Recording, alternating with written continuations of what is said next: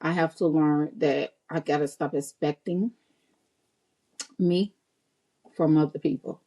That's a big one. But I also know that reciprocation is something that needs to be granted, even if it's not the same thing, meaning being appreciative of what the person is doing. And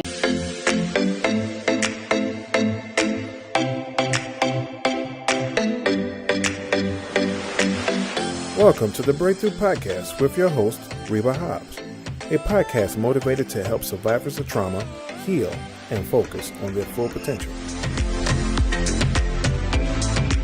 welcome back to another edition of the Breakthrough Podcast. I'm your host, Reba, and I am here today after being off for a little while, and I record every 2 weeks now, and so I'm getting ready for 2026. Also, I am preparing myself for going back to school.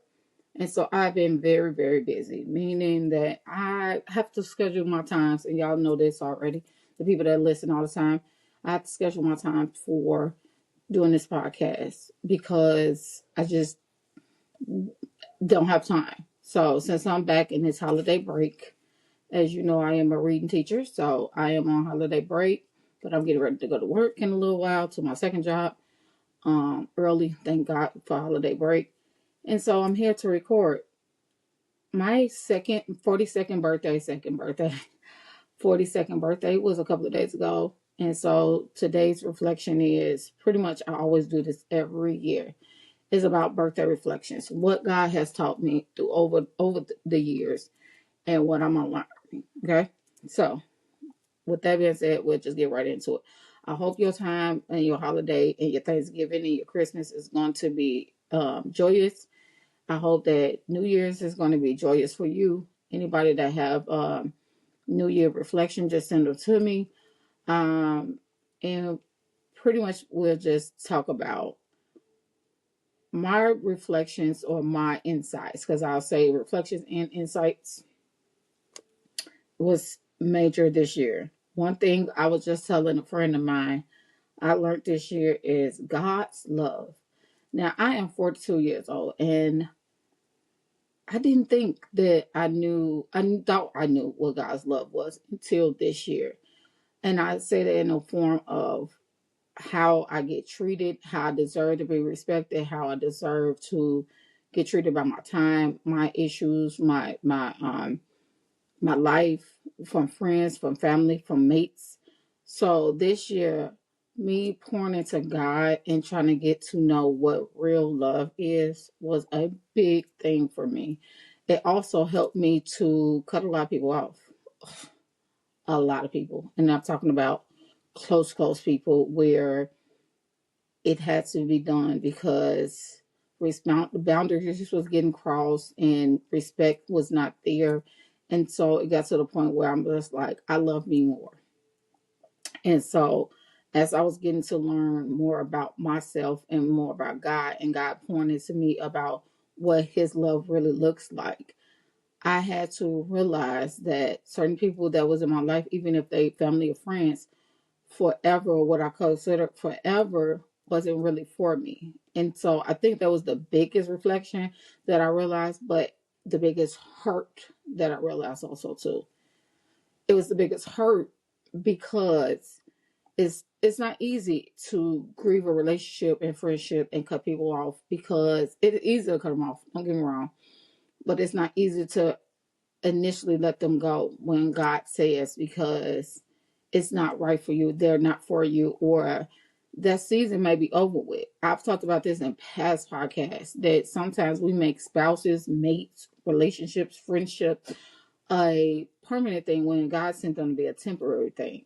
I don't call it by accident that we're in each other's lives for a reason, but I also believe that we have to ask God about these relationships. And so this is what I'm doing intentionally. I did this year and doing intentionally going into 2026.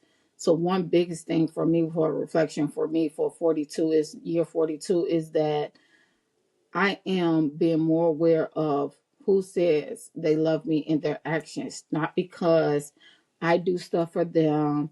And I think it was the day after my birthday this week that I had a really, really grieving moment. Like I had to grieve these relationships. Like I realized that people, I have got used by people because I'm such a help. I always want to help my friends, my family, my mates, my spouses, or whatever you want to call it, and I just don't get the same thing back. Now, that's not initially saying I have to learn that I got to stop expecting me from other people. That's a big one.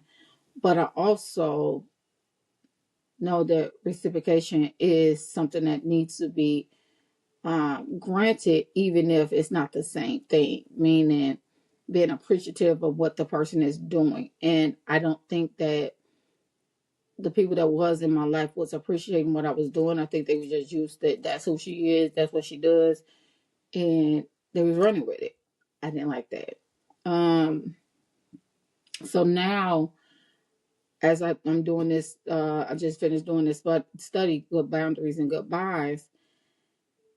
It helped me a lot to understand why God wants you to put up boundaries, because God even have boundaries in the Bible. And so it's helping me put up boundaries. It's helping me say no. My no means no now. It's a lot of times I was just, people will text me, and I'm still working on it. Don't get me wrong. Don't get me wrong. I'm still working on it. People will text me about something they need or some advice or something, something.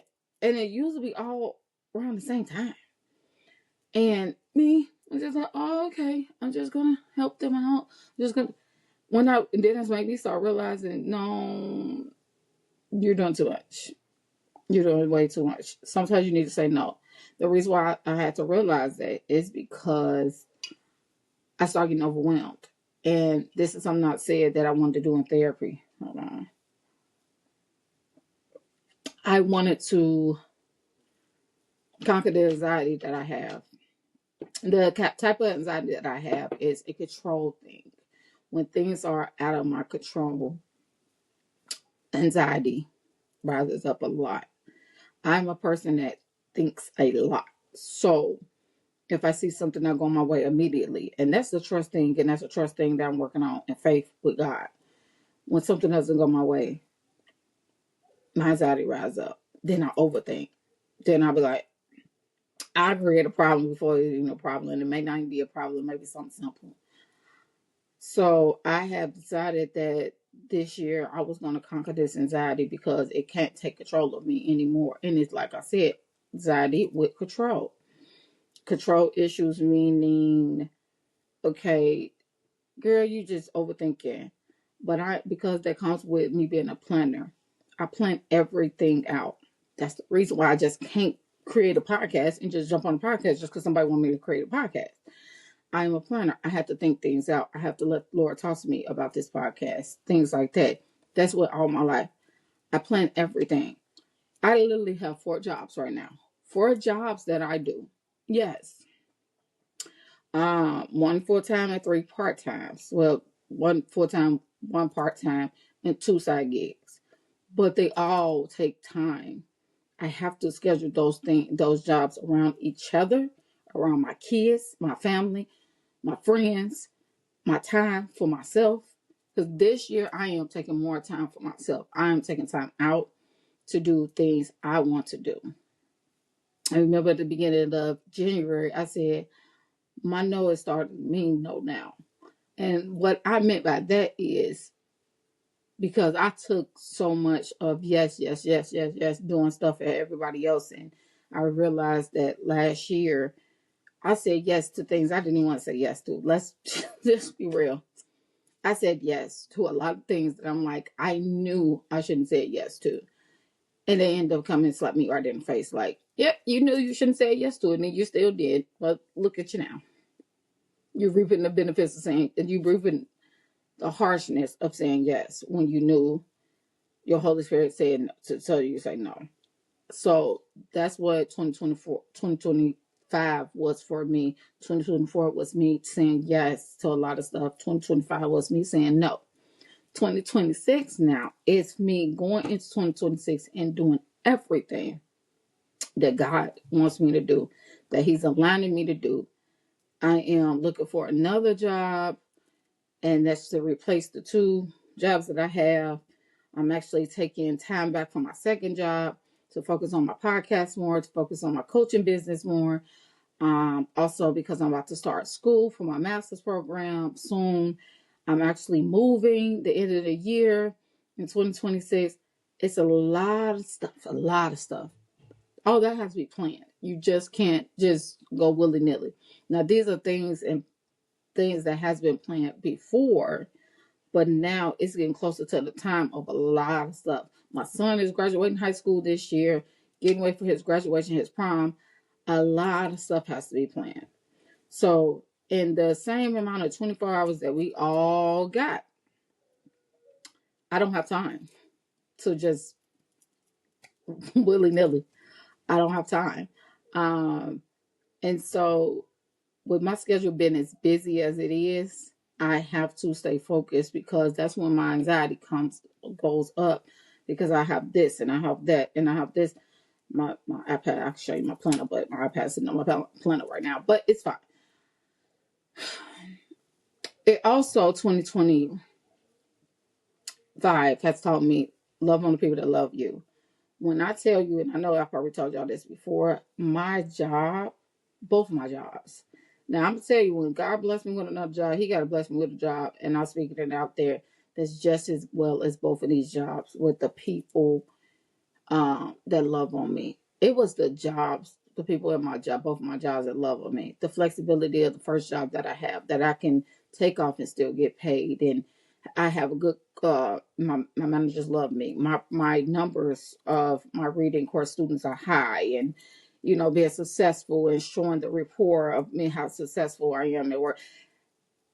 Amazing, amazing.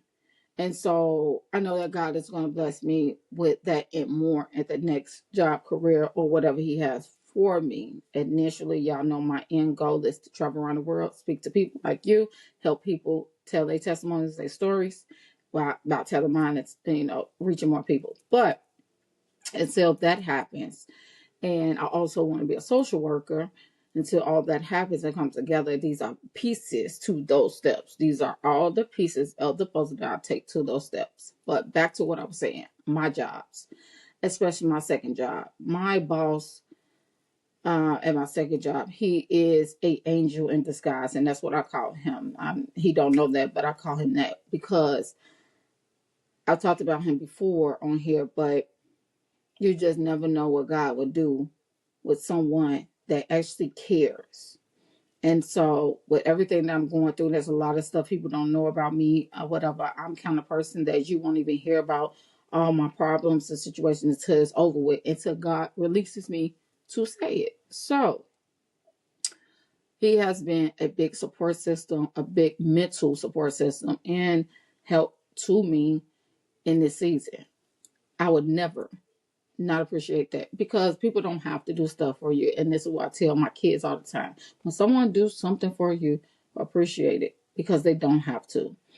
My second job, well, my first job, that's my second job. My first job, when I went back to work the day after my birthday, because I took off to spend time with my kids, it was just gifts galore. And it was things that they knew about me, things, and then cards that you're so bubbly and happy and we love working with you. And those are the things that matters to me the most in my life right now. Because if you know me, I shouldn't have to say certain things. If you know me, I feel like there should be some kind of respect level of who I am as a person, character wise. I'm a woman of God. That comes first. And we're not perfect. Just because I'm a woman of God don't mean I'm perfect, because I make mistakes all the time. And truthfully, I am fighting a battle with that I'm winning. I could personally say I'm winning with my old self and my old friends and family that don't know who I am now.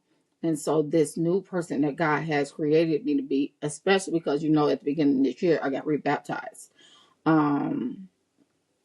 This new person that God has created me to be, other people are seeing it. But what I look at it is, it was always in me. It just had to be flourished and come out. And I promise you, God is bringing it out of me. I'm trying not to cry because every time I think about it, I cry. Y'all know I'm crying, baby. But this person that I am and I'm flourishing into that I see myself being, I always see myself be, but I just knew that she was inside of that. And so now that people are seeing it and people are seeing me for me and seeing who I am, oh, it feels so good. But it feels good to be this person and not step back into the old me. But it also feels great to know that I have people in my corner. Thirdly, my mother-in-law. Mother-in-law, that's what I call her. She gave me this beautiful shirt that says "Stronger Than the Storm," and that was my birthday gift. And she gave me a rose candle, and it's beautiful, and it's pink. But my thing is, that's my point. People that know me, and that woman pours into me. She was pouring into me yesterday when when the kids came back because she bought all the gifts and everything else, but and just was like, what God is doing for you is just something different. And she was basically telling me how much she appreciated me, how she's proud of me. And there's certain things at certain times I just need to hear that. And you don't ever know, because just because you're the person that's always for somebody else, you always been there for somebody else, you always encouraging somebody else. That's me. Me hearing it from my mother-in-law was just, she does it all the time, but every time she does it, it's a blessing. I love hearing her talk. I love talking to her. That's the biggest thing for me. My mother was another thing. We're not perfect, but I got to see my mother this year, and I was really happy about that.